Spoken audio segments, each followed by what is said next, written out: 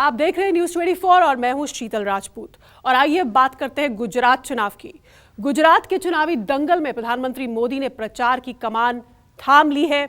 आम आदमी पार्टी की हवा बनाने में अरविंद केजरीवाल भी जुटे हुए हैं और पंजाब भी अपनी ताकत टटोल रहा है। लेकिन आज हम बात करेंगे गुजरात की सबसे हॉट सीट की, जिनमें एक का नाता सीधे प्रधानमंत्री नरेंद्र मोदी से है, तो दूसरी सीट से मुख्यमंत्री गुजरात के भूपेंद्र पटेल चुनावी दंगल में दूसरी बार उतरे हैं। देखिए स्पेशल रिपोर्ट।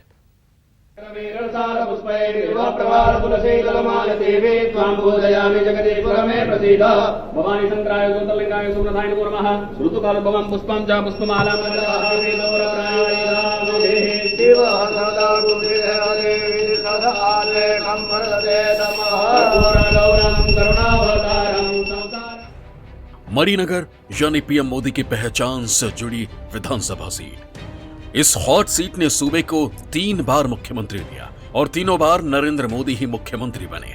गुजरात के सबसे हॉट विधानसभा सीटों में शुमार मणिनगर से ही नरेंद्र मोदी ने साल 2002, 2007 और 2012 का विधानसभा चुनाव जीता था। तीनों बार विधानसभा जीतकर नरेंद्र मोदी गुजरात के मुख्यमंत्री बने। साल 2014 में प्रधानमंत्री बनने के बाद उन्हें अपने पद से इस्तीफा देना पड़ा था।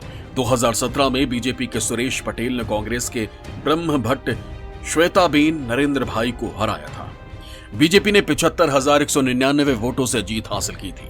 2017 में मणिनगर में कुल 71.24% वोट पड़े थे। इस बार मणिनगर विधानसभा सीट के परिणाम किस पार्टी के पक्ष में होंगे, ये जनता को तय करना है। कैसा है माहौल मणिनगर? माहौल मणिनगर अच्छा है।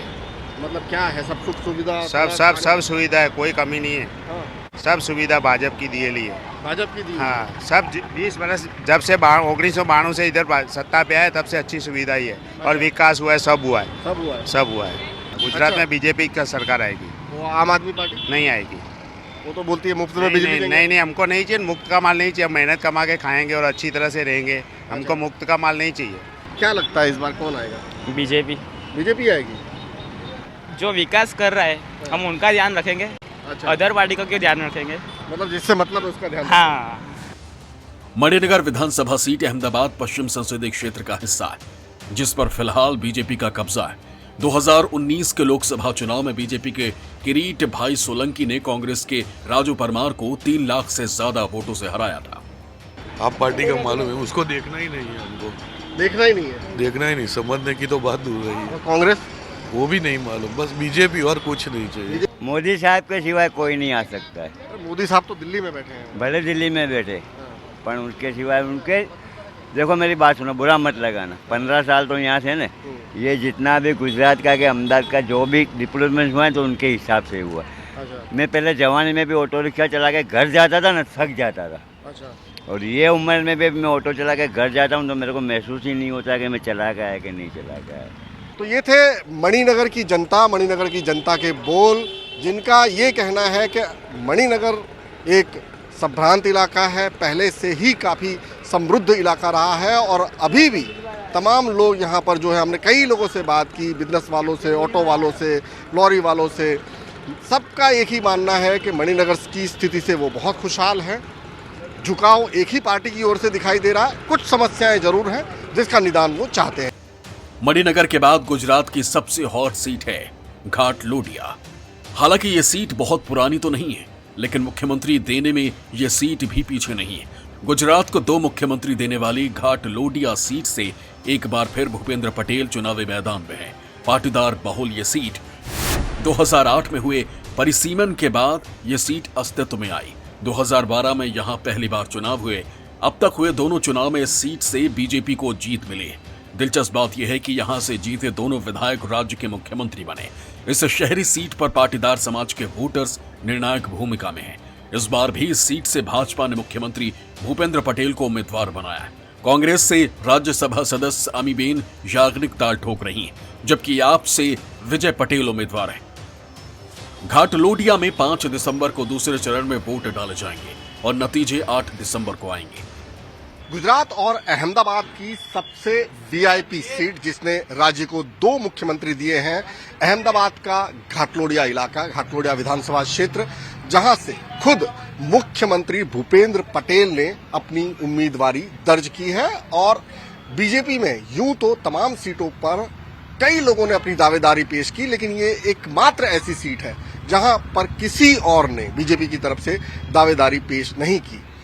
भूपेंद्र पटेल मुख्यमंत्री हैं और कथित तौर पर माना जा रहा है, हालांकि खुले तौर पर बीजेपी ने ये नहीं कहा, लेकिन उन्हीं की अध्यक्षता में चुनाव लड़ा जा रहा है और माना भी ये जा रहा है कि अगर सरकार बनती है तो मुख्यमंत्री भूपेंद्र पटेल ही होंगे। पाटीदार चेहरा है, करीबन 4 लाख के आसपास इस विधानसभा क्षेत्र में वोटर हैं और राज्य को 2 मुख्यमंत्री आनंदीबेन पटेल और भूपेंद्र पटेल यहां से मिले हुए हैं। कांग्रेस से अमी याग्निक भूपेंद्र पटेल के सामने मुकाबला कर रही हैं और वहीं आप पार्टी से विजय पटेल। किस तरह का यहां पर मूड है, क्या जनता सोचती है, यही जानने के लिए हम घाटलोडिया विधानसभा क्षेत्र में आए हुए हैं। चलते हैं लोगों के पास में, सीधा यहां पर बैठे हुए हैं। चाचा, आपका नाम क्या है चाचा? राम सिंह। राम सिंह, यहीं रहते हो? नहीं, मैं ड्राइवर हूँ। अच्छा, ड्राइवर हो, लेकिन रहते कहाँ हो? यहाँ अहमदाबाद में। अहमदाबाद में ही? हाँ। भूपेंद्र पटेल जीत जाएंगे? हाँ। क्यों जीत जाएंगे? ऐसा लग रहा है मेरे को। ऐसा लग रहा है आपको? हाँ। अच्छा, आपको क्या लग रहा है, मतलब इस बार के इलेक्शन में गुजरात में क्या होने वाला है? भाजपा ही आने वाली है। भाजपा ही आने वाली है? हाँ। ऐसा कैसे, मतलब? वो तो काम है तो आएगी ना। लेकिन वो तो बोल रहे हैं कि मुफ्त में बिजली देंगे आप वाले। वो तो सब बोलते हैं, देते नहीं है ना।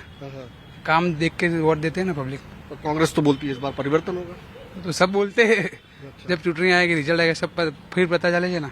कि आप वाले हैं, बोलते हैं मुफ्त में बिजली देंगे, अच्छी शिक्षा देंगे, अच्छा स्वास्थ्य का देंगे, महंगाई भत्ता देंगे, बेरोजगारी भत्ता देंगे, तो उनका कुछ नहीं होगा।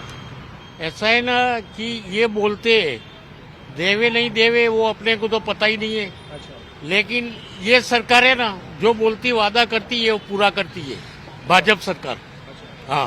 भूपेंद्र पटेल को जानते हैं? हाँ, वो अभी मुख्यमंत्री बने हैं ना। अच्छा, फिर से चुनाव लड़ने वाले हैं? हाँ, तो बहुत अच्छा। अच्छा, आगे आएगा वो। अच्छा, सबसे आगे आएंगे? हाँ हाँ हाँ। क्यों आगे आएंगे? क्योंकि वो सरल है। अच्छा। सबको मिलनसार है, सबको मिलता है और सबका प्रश्न का ध्यान देता है। अच्छा। हाँ हाँ।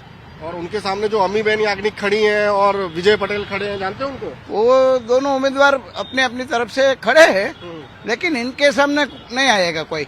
नहीं। आपको ये लगता है जब आप वोट देने जाओगे तो कुछ चीजें आपके दिमाग में होगी, या फिर जो घर वाले बोलेंगे उन्हीं को वोट दे दोगे? नहीं, घर वाले बोलेंगे ऐसा नहीं है। जो काम करता है वही उनको हम वोट देते हैं। तो कौन कर रहा है काम? नरेंद्र भाई का जो काम करता है उनको हम वोट देते हैं, बरोबर। ये पानी का रास्ता, सबका काम जो वही करता है। लेकिन सब बोल रही हैं औरतें कि महंगाई बहुत है। महंगाई तो है नहीं। महंगाई कितनी है? घर का एक सभ्य कमाता है और दूसरा बैठा हो घर का, तो उसके लिए जिम्मेदार कौन है? सरकार। तो सरकार को तो आप तो फिर भी उनके साथ जा रही है? जाने के लिए तैयार है। अच्छा, क्योंकि सरकार चलती है तो हमको भी चलना चाहिए, बरोबर है। महंगाई इतनी बढ़ गई है कि बहनों क्या करे, भाइयों क्या करे, बरोबर है। महंगाई इतनी नहीं बढ़नी चाहिए। महंगाई इतनी नहीं बढ़नी चाहिए, महंगाई पे कुछ करना चाहिए सरकार। हाँ, सरकार को। तो ये है घाटलोडिया की जनता, जो ज्यादातर यही समृद्ध नजर आ रही है। उनका ये कहना है, संतुष्ट हैं वो, भूपेंद्र पटेल के काम से संतुष्ट हैं। बाकी कई ऐसे लोग हमें मिले जो बाकी के उम्मीदवारों का नाम भी नहीं जानते हैं। बीजेपी का गढ़ है ये क्षेत्र, करीबन 4 लाख मतदाता है, अमित शाह की लोकसभा कॉन्स्टिट्यूंसी है और जिस तरह से जीत का मार्जिन है 1.5 लाख, 2.25 लाख, आनंदीबेन 1.5 लाख से जीती थी, भूपेंद्र भाई 2.25 लाख से जीते थे। और इस बार देखना होगा कि आप पार्टी की इन्वॉल्वमेंट इस मार्जिन में कोई फेरबदल कर पाती है या पूरा खेल बदल देती है। 27 साल से गुजरात की सत्ता पर काबिज बीजेपी के लिए पीएम मोदी अब भी ट्रम्प कार्ड बने हुए हैं। सोमनाथ मंदिर में पूजा अर्चना के साथ पीएम मोदी ने गुजरात का चुनावी शंखनाद भी कर दिया है। हालांकि अब तक गुजरात में बीजेपी और कांग्रेस के बीच सीधा मुकाबला होता रहा है, लेकिन केजरीवाल के आक्रामक चुनावी अभियान से इस बार गुजरात का मुकाबला त्रिकोणीय होता नजर आ रहा है। भूपेंद्र सिंह, अहमदाबाद, न्यूज़ 24।